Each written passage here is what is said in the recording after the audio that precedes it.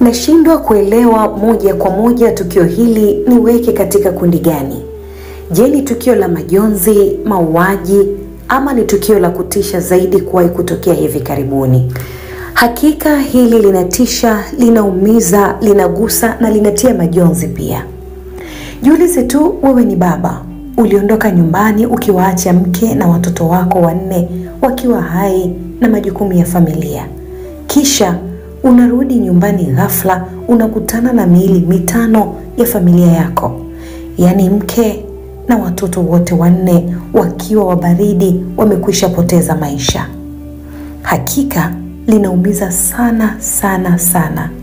Na hakuna anayetamani limtokee ama akutane na jambo kama hili.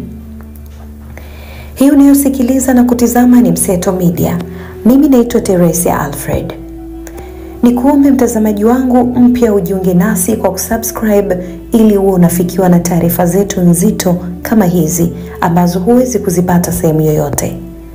Bonyeza maneno subscribe yaliyopo chini ya video hii, kisha bonyeza na kengele itakayokuja.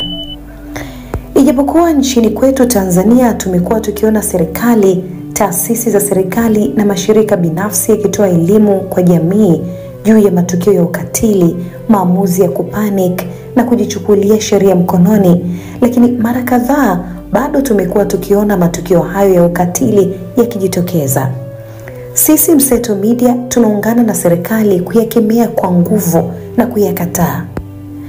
Zikiwa ni siku chache tangu kutokea kwa tukio lile la Bi Catherine Petro wa kule Kalunde, Tabora kujiua, ikidaiwa ni wivu wa mapenzi ulisababisha, mkoa huo wa Tabora umesikitishwa tena na tukio jingine la kusikitisha zaidi. Bikangwa Tungu mwenye umri wa miaka 25, mkazi wa kijiji cha Lugubu, wilaya ya Igunga, amewakatisha uhai watoto wake 4 wa kuwazaa kwa kuwanywesha sumu, kisha na yeye kuamua kujiua kwa kunywa sumu hiyo. Inadaiwa kuwa chanzo cha tukio hilo ni wivu wa kimapenzi, hali inayoonyesha ongezeko la migogoro ya kifamilia inayozua maamuzi ya kutisha.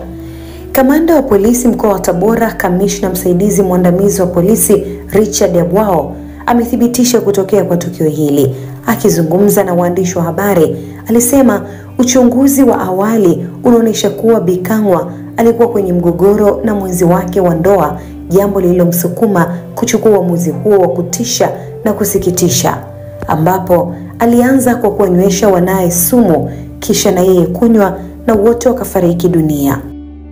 Katika kitongoji cha Lugubu Kusini, kijiji na kata Lugubu, tarafa na wilaya Igunga, mkoa wa Tabora, ambapo mwanamke mmoja alitambulika kwa majina ya Kagwa Tungu Mahigi, ana umri wa miaka 25, mkulima na mkazi wa kitongoji cha Lugubu Kusini, pamoja na watoto wake 4 ambao walitambulika kwa majina ya Sengi James mwenye umri wa miaka 8, Simon James mwenye umri wa miaka 6, Elisha James miaka 3 na Kashinje James mwenye umri wa miezi 7. Wote walifariki dunia baada ya kunywa sumu aina ya ruruka ambayo inatumika kuulia wadudu. Chanzo ni ugomvi kati ya marehemu pamoja na mke wake, ambapo marehemu alikuwa ni mke mkubwa na kulikuwa na mke mdogo pia. Na chanzo cha ugomvi huu ni kutokana na namna ambavyo mwanamke mkubwa alikuwa anaona kama hapati huduma sawa pamoja na mke mdogo. Na hii ni kutokana na kujengewa nyumba ya kisasa kwa mke mdogo na yeye kuona zile huduma hazipati vizuri. Mbinu ambayo ametumia ni marehemu kuvizia mume wake akiwa amekwenda shambani, na kisha akanunua pati ya sumu ya kurogia kwenye kikombe cha plastiki, na alionyesha watoto wake pamoja na yeye mwenyewe. Nyumbani kwa marehemu kulikuta pati moja ya sumu hiyo ambayo imetumika pamoja na kikombe cha plastiki chenye sumu ambayo ilibakia. Miili ya marehemu ilihifadhiwa kwenye mochwari ya hospitali ya wilaya Igunga kwa ajili ya uchunguzi, na baada ya uchunguzi imekabidhiwa kwa ndugu kwa ajili ya mazishi. Hili ni tendo la kikatili, kihalifu na lisilo na utu, lililoangamiza maisha ya watu wasiostahili kuumizwa, na pia linaondoa nafasi ya mtu mwenye matatizo kupata msaada wa kweli.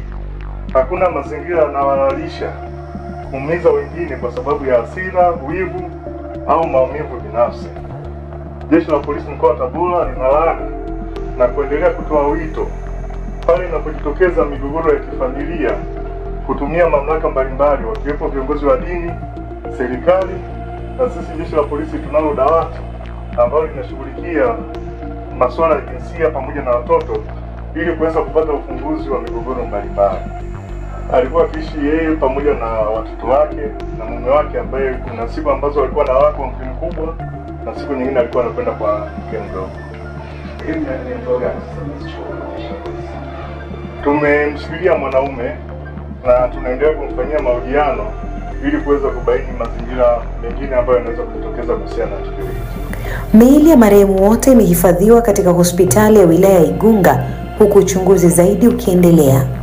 Kamanda Abwao ametoa wito kwa wanandoa na familia kukumbatia majadiliano, usuluhishi, amani na kutafuta msaada wa kisaikolojia badala ya kuchukua hatua za kujidhuru au kuumiza wengine. Tukio hili la kuhuzunisha limeacha simanzi kubwa na majonzi kwa wakazi wa eneo hilo. Hakika hili ni tukio linalomgusa kila anayelisikia. Mama ametanguliza mbele za haki viumbe wanne wasiokuwa na hatia kwa sababu ya mgogoro wake na mume wake. Hakika inagusa sana. Kwa yeyote anayetusikiliza, inashauriwa ni bora kuondoka nyumbani unapokuwa na mgogoro ama msongo wa mawazo kuliko kujichukulia sheria mkononi inayoumiza wengine. Kwenye familia ya baba huyo sasa kuna misiba 5. Yote ni kutokana na kutofautiana kisa wivu wa mapenzi. Mtazamaji wangu, niambie hatua gani zaidi zifanyike ili kuzuia matukio ya ukatili na yanayoumiza kama haya. Niandikie hapo chini kwenye comment mawazo yako.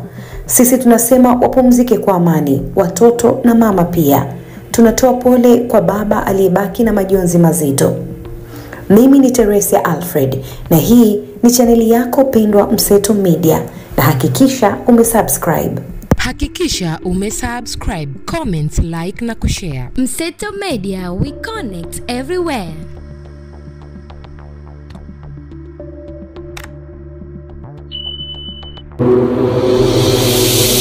Kazi yetu sisi ni kukuletea habari, matukio na simulizi pale tu zinapotokea. Tafadhali bonyeza maneno mekundu subscribe ili usipitwe na taarifa zetu. Mseto Media, together everywhere. Mseto Media, tupo kazini kukuhabarisha. Hapa utapata habari zote za ukweli. Hakikisha umesubscribe.